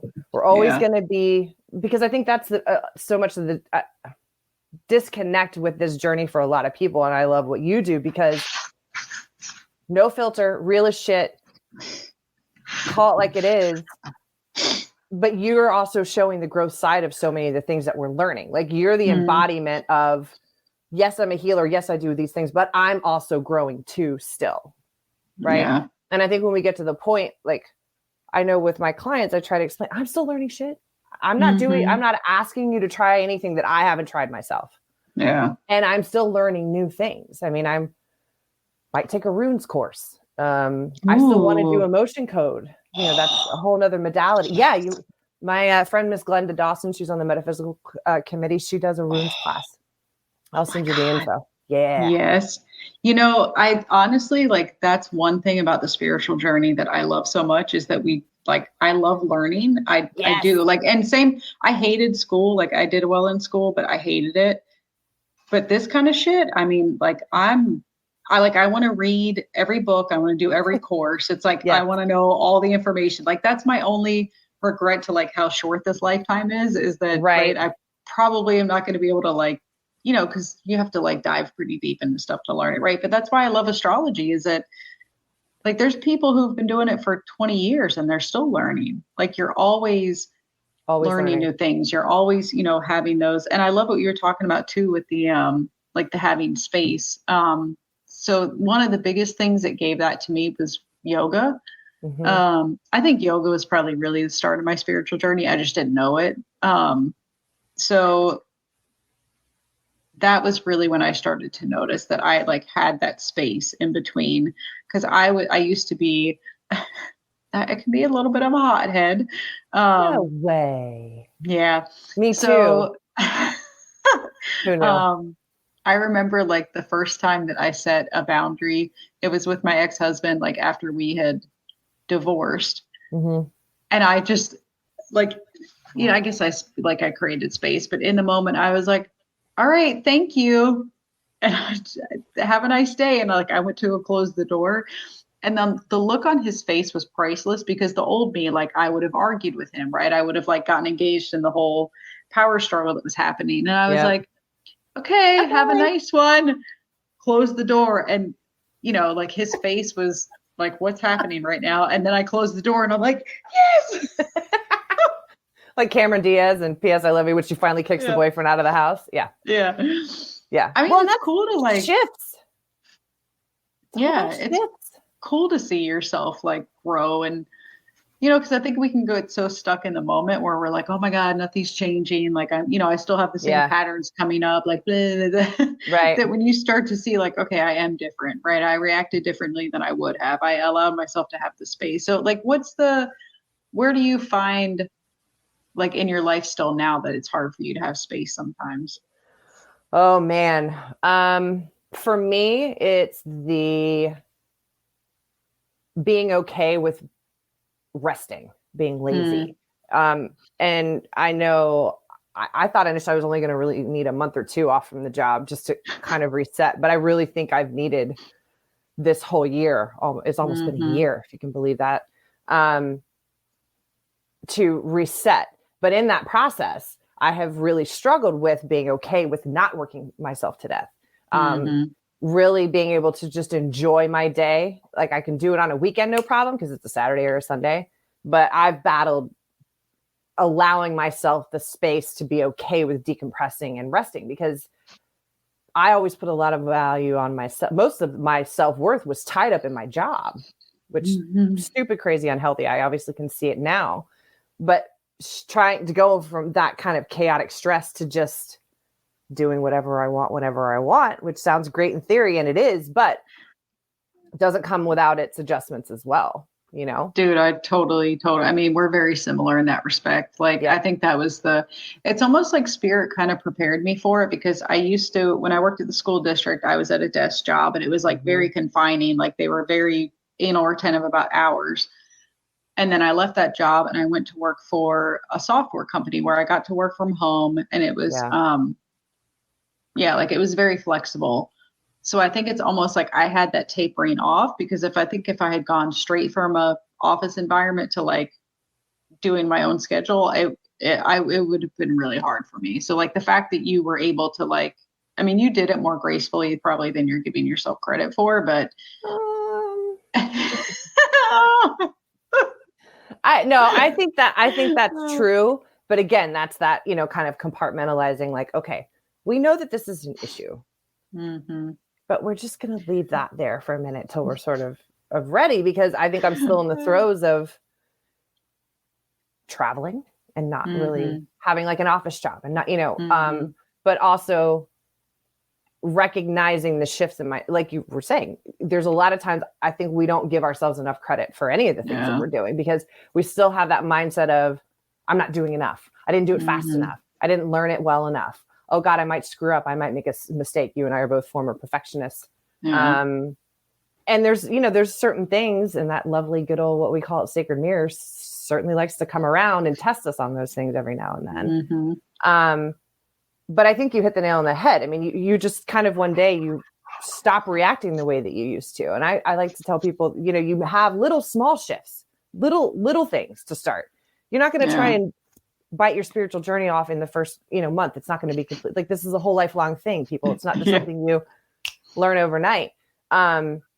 But celebrating those shifts, I think, is really important because we do get so mired in the, oh, well, I didn't do it the right way. I had somebody tell me Mm-hmm. recently, right? I really want to learn to meditate the right way. And I said, well, there's not really a right way, right? I mean, Mm-hmm. whether it's, for you, it's being on your skateboard or being in, forehead on the tree. Like, it looks different for everyone, but any of those things, anything is meditating where you're just disconnecting from the stress of your daily life. And for me, it was like those little diamond dots painting Oh yeah. canvas, thousands of these tiny little dots. I could sit there for hours. I mean, I would sit there 8 or 10, especially when I first got sober. It was coloring and those things, just because I could disconnect for a while, like Mm-hmm. let the job go, do those things.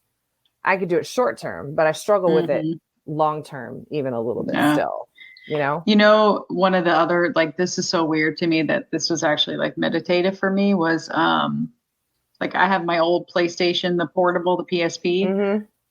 and my favorite game back in the day was always Tetris. So they had like Yeah. some, revamped version of like the same thing, but it was like Bust a Move and Lumines, I think.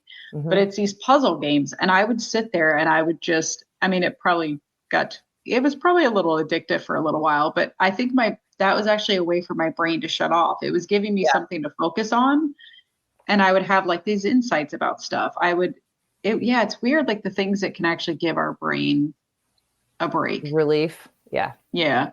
Because when you Well, are like yeah. when you're in it, your head a lot, it gets tiring. Like your head hurts, you know, you can have a lot of pressure up here, a lot of headaches. God, I used to Hmm. get such bad migraines.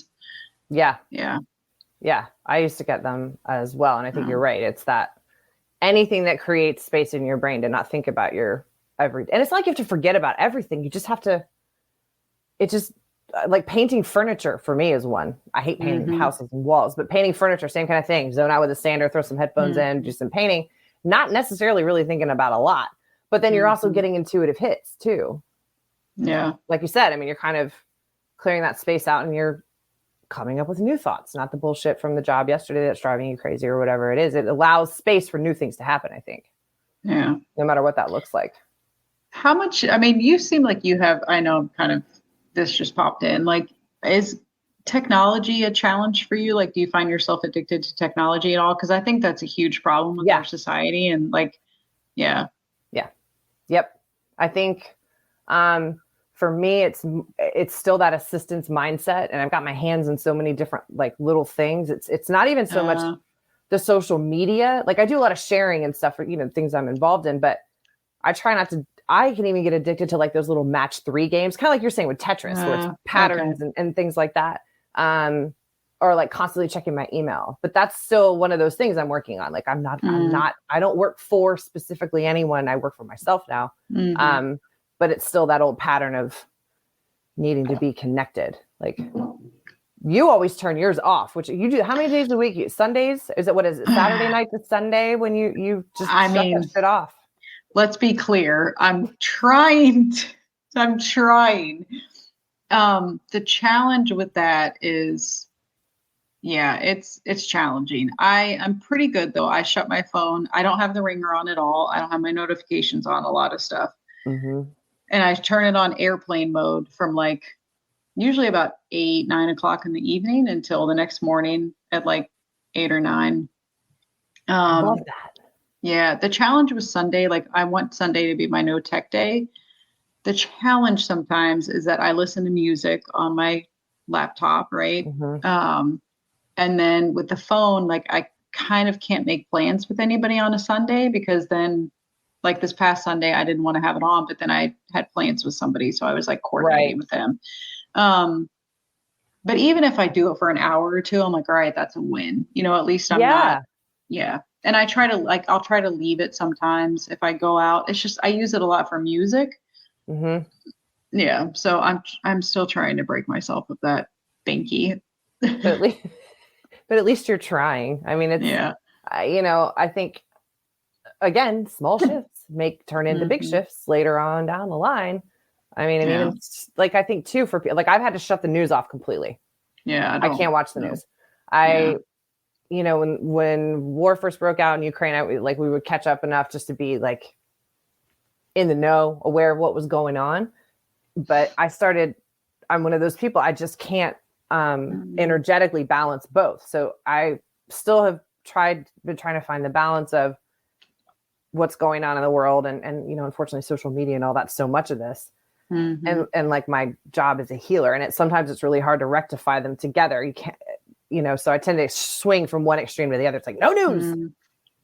at all. I'll check the local stuff, obviously, things like that, but I can't entertain the news for the most part. That's been I one thing. don't, yeah, I don't watch the news at all. Like, and I still find out about stuff, you Mm-hmm. know? So actually, I had a conversation with my mom. Like, right, my mom's, I think we're all on a spiritual journey, but my mom's Sure. not conscious, right? But can't remember like, if we were just chatting on the phone and she was talking about Ukraine. Mm-hmm. And I have this like right to it's a protective thing because I care so much, right? Yeah. Like I care so deeply that I kind of got to the point where I was just completely shutting off everything. It's like, nope, I don't want to know Same. about it. I don't Mm-hmm. like, but when I was talking with her, I was like, wow, I have I don't know if responsibility is the word, maybe responsibility. I have a responsibility to send at least some good energy towards that, for Yeah, both sides, for right? So sure. that's what I do now with things. If I hear about it, right? Yes. I don't want to get involved. I don't want to go read the gory details. I don't want to Mm-mm. watch the videos. But I will send love and light or, Send love. Reiki or energy work to the dynamic. And Yes. then, right, I don't even get engaged in it. I don't, because I can't remember like if I had this realization or if I read it somewhere, but right, a lot of people, they will watch the news that, right, they'll watch the stuff about Ukraine thinking that they are contributing or that they're helping in some way. Mm-hmm. But it's almost like, right, if your energy is at a level and then you're continually tearing it down with all of these really painful, like, you know, traumatic events that we have going on, Yeah. your energy is going to be down here. You can't help the situation anymore because No. then you're in trauma, then you're in trigger, you're in anxiety. It's like you Yep. have to maintain your energy has to be your top priority, right? Above like anything else, Yep. Agree. which, can kind of that felt selfish to me for a little while. I think it can still feel selfish because we care so deeply. It's like, oh my Yeah. God, like I want to help all the starving children. I want to help, All the homeless all the dogs. things. Yeah. Yeah. Mm-hmm. But it's like, this is also part of life, right? Yeah. Those souls came to experience those things, right? Yep. I don't think any of this is happenstance. I don't think any of this is like, yeah, I mean, I think, right, it's all part of our experience, the good, the bad, the challenging, the trauma, like it's Yep. all part of it. We wanted to experience all of it. So another thing that my mentor, Arthur, said, he's like, there's universes out there that are just filled with love and light, and that's it. But we didn't choose to go to those. We chose to Right. came to Earth. Like we wanted to experience all the things. And I'm like, oh, okay. Yeah. Okay. I Duality, guess. baby. Yeah. Duality. It's always, it's always the thing. And I think too, I mean, when all this first started happening, you hit the nail on the head. It's like we do care so much. Mm-hmm. Oh, Joe Fox wants you to explain Money Witch because it's in your bio. Yes. So right, for whatever reason, like part of my activation that I can do for people is around abundance and scarcity. Part of it is because I had to heal my own wounds around scarcity and trauma. Mm-hmm. And part of it is that I just know to channel those things for people. So I can help you look at what limiting beliefs you have around money. I can help you to call in more abundance. So a lot of it's done through hypnotherapy because, right, we're going in and looking at the subconscious, like what's actually under the hood. Right.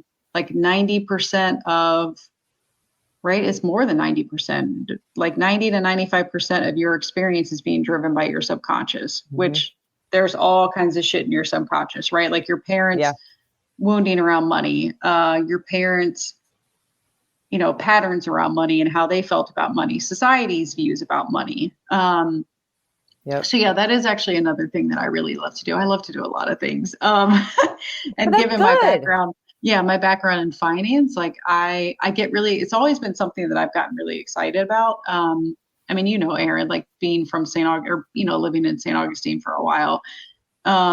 I think it used to really aggravate me seeing people, and my family included, right, that would spend money on alcohol or cigarettes or whatever. And then it's like, but you don't have money to travel or you don't have money to pay your bills. Like it was always something that really fucking irritated me. Mm-hmm. So I think I spent a lot of my life like healing that and learning about it. And yeah, it's something that I get very passionate about, but a lot of it is through the hypnotherapy stuff. So I just, sometimes when you're thinking of like what to name stuff, it's like, I think actually other people, they're like, you're a money witch. I'm like, all right, fine. Like I've been called worse. I'll take that. Yeah. I've been called worse things. It's all right. Better witch than bitch, I guess, right? Oh, I've been called that too. Yeah. Me too. Well, not the money part, but the bitch part. I heard that myself. Yeah. But that's, I mean, you find the things that you're passionate about, and that's the things we end up helping people heal with. Yeah. And that's a big one for people, oh especially God, right now. Yeah. With everything that's going on. Yeah. It really is like, which blows my mind because, right, I get it. Money is everything on this world that we live in, right? If you don't have money, like you don't have a roof over your head. You don't have the ability to learn. You don't have the ability to heal a lot of things. but it's a piece of paper. Like that's the thing that, like, it's all fucking energetics. Like it's a piece of paper, Yep. right? It has no value, like other than what we assign to it and the stories we tell ourselves about it. Like Yep. yeah, I think that actually once, as a collective, like once we heal our money wounds, I think that's going to open up so many things for people, right? Because if Yeah. people aren't spending their time and their energy on all the things that are wrapped up with like money and lack of money and all of that, like think about the amount of energy that will be available to Yes. the world. That's great. And Completely. like, the obsession that we have of like getting more money and, keeping it, and like, scarcity and all the shit. Like it's a huge thing. But don't you think there's a shift happening? I mean, obviously, you have a shit ton of all kinds of bad stuff. I mean, for God's sakes, I don't know if you're a ViStar client. We haven't been able to look at our bank account in like 8 days because their shit's broke. But Yeah.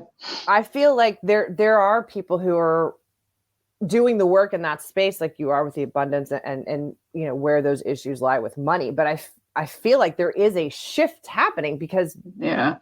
we don't have a choice, for one, and it's forcing people to start reevaluating what that looks like for them. Mm-hmm. Yeah.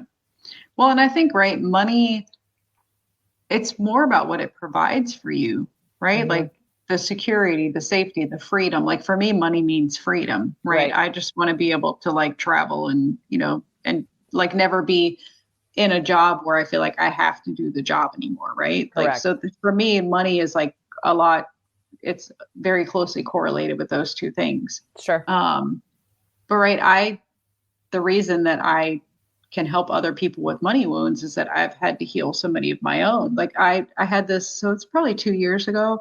I was making over $100,000 a year, the most I had ever made in my life. And it felt like, this, oh my God, like I finally arrived, right? Which, relatively speaking, Sure. is probably not even that much money. But for me, like it, because I grew up like from a poor family, not really, they're like low middle class.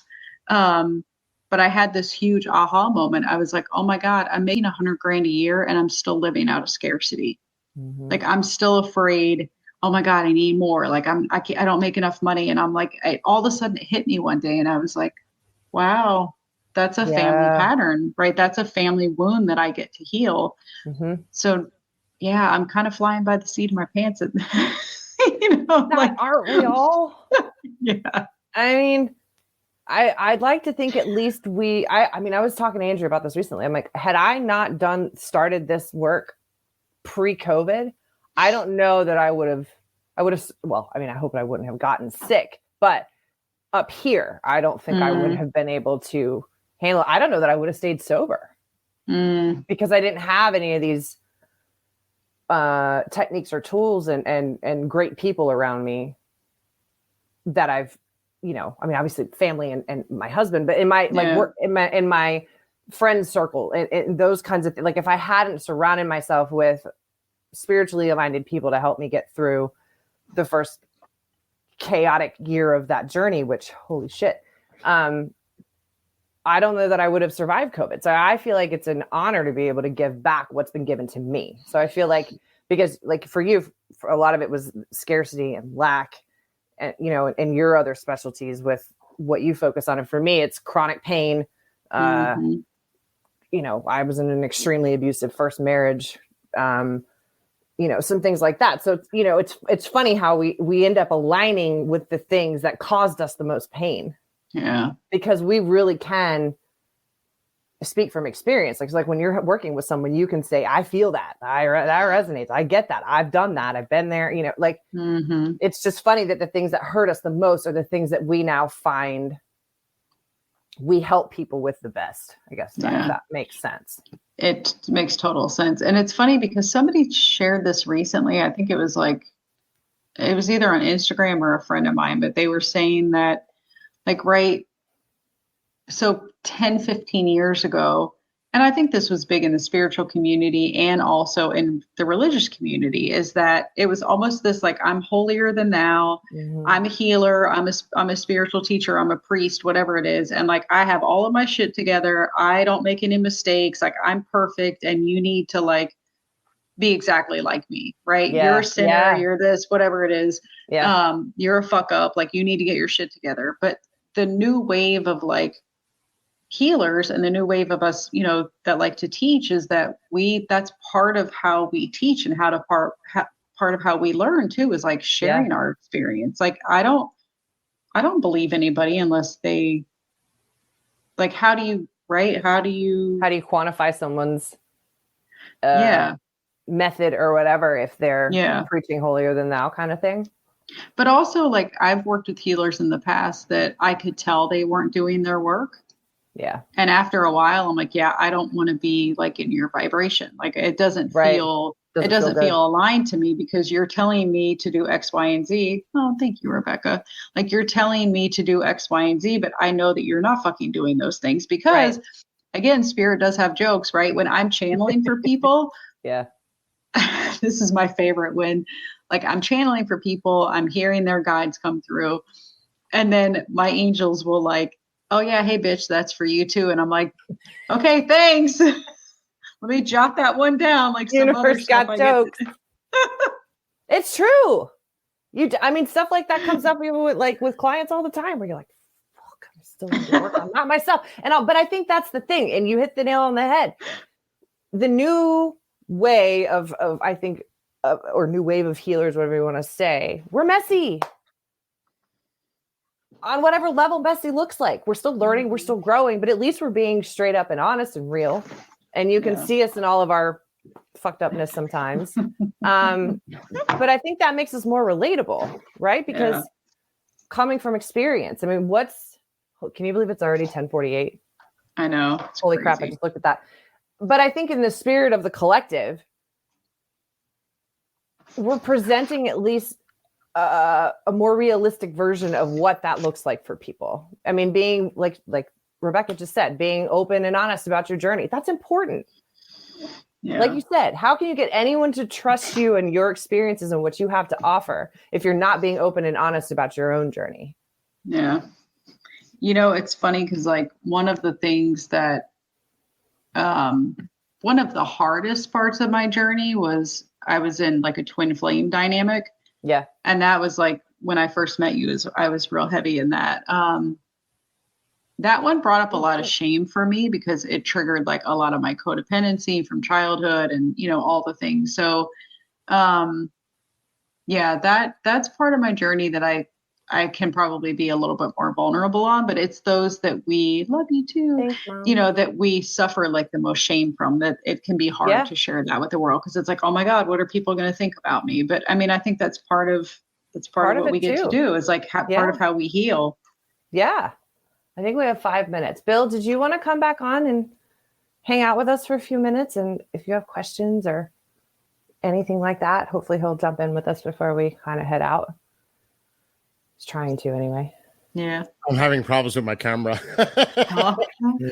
No, I think it's important that it's about positive energy, love, care, because there's so much negative energy out there. Yeah. And I agree. I don't watch the news. I stay away from it because it's regurgitated. Yeah. The same thing over and over again. Yeah. And people are going through so much right now. It's really just depressing just to watch the news. So I will be honest. I do watch like the local news because I want to know what's going on. Yeah, same. Community. But not the obsessive, you know. Yeah. But if you tuned out for 6 months and you turned it back on, it's going to be the same thing almost. Mm-hmm. Yep. Just different players, different places. Exactly. Mm-hmm. And I think another thing is a lot of people have short-term memory. Yeah. Yeah. You know, because the next issue comes up. And I don't want to get into the nuances because it's back and forth, divisive, all stuff, you know. Instead of being divisive, we have to find a middle ground where we all could come together and find, you know, harmony. Yeah. Yeah. And that's what's important to me. I completely agree. I have to be honest. It's like rather be home in my environment where it's like a safety net. Yeah. Because when I go out there, you don't know if you even say something that it can turn ugly. Yeah. Physically violent. Yes. Too, these days, because people are off their rockers. So you have to be cautious about how you talk to people. It's like, I never had that experience in the past. Now it's like if somebody brings up a conversation, I may yes them to death, honestly, just to avoid a confrontation. Yeah. And then change the subject after they spoke for about 5 minutes so they can get it off their chest. Yeah. So it's crazy. It is. But it was a wonderful show with both of you. And Erin, you did a great job sitting in for Thank you. Yeah, you did amazing. So yeah, I mean, I love listening to the shows, and it's all about having an open mind. It is. And it's bringing people together. Yes. And also agreeing to disagree when you don't agree with respect. Yeah. Because I think that's what's missing today. It gets guttural really fast. It does.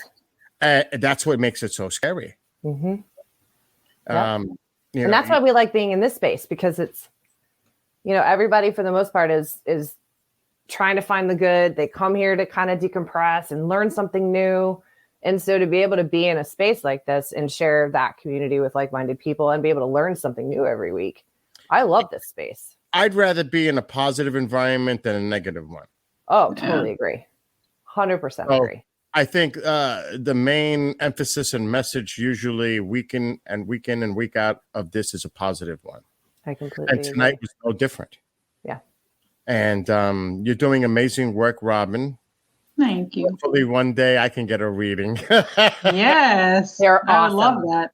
And my birthday's on April Fool's Day, so. Ooh. Oh, really? It is, yeah. Oh, Robin's gears are turning. I can see him. I know. I get all excited. Yeah. She's like, yeah, hit me up. I would love it. But I'm going to let you guys go because we have like 30 seconds before we wrap up. Robin, give us your Instagram stuff because we squirreled and I'm not all that good at it yet. But give us where people can find you. So Instagram is Robin Wilt 999. So ROBINWILT 999. And then my website is shedsomelightonit.net. Yeah, so you guys hit me up. I would love to connect after this. Thank you, Erin. That was so fun. And yeah, I enjoyed chatting with you. How about Erin, share your handle too? Mine, I think, is up. It's at Soul Wave Spiritual Wellness on Instagram. And then I'm obviously on Facebook. But I know we've only got a couple seconds left. But I wanted to say thank you to everybody for joining Robin and I tonight. And if you need anything from either of us, you can find Robin on Instagram. You can find me here on Facebook. And we hope to see you again next time. And thank you for being here. Have a great weekend. Thank you. Robin, hang tight.